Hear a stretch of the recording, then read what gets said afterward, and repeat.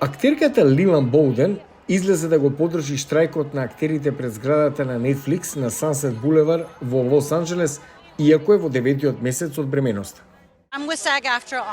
Јас сум членка на ЕСНАФ-от, се бориме за правични плати. Токму сега станува се помалку возможно да се живее како актер. Во петокот, по неуспешните преговори со големите студија и стриминг сервиси, SAG-AFTRA, американскиот синдикат кој представува околу 160.000 филмски и телевизиски актери, заедно со други медиумски професионалци ширум светот, прогласија штрајк.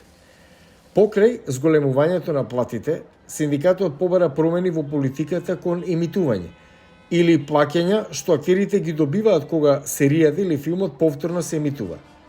Ова стана стандардна практика во последниве години со порастот на услугите за стриминг. Имаме бизнес модел кој е толку многу изменет од почетокот кога ги имавме нашите први договори и не можеме да продолжиме со него затоа што не е одржлив. Има корпорации кои заработуваат милиони долари на новиот модел на стриминг.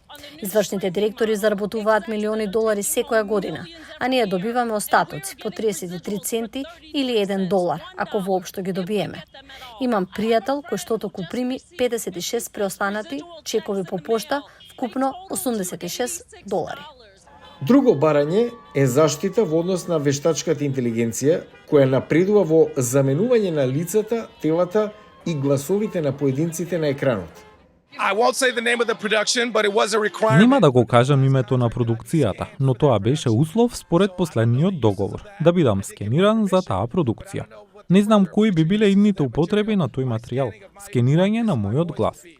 Алијансата на филмски и телевизиски продуценти, која преговараше во име на големите студија, вели дека понудила историско покачување на платите и преостанатите бенефиции и револуционерен предлог за вештачка интелигенција што ги штити дигиталните сличности на изведувачите.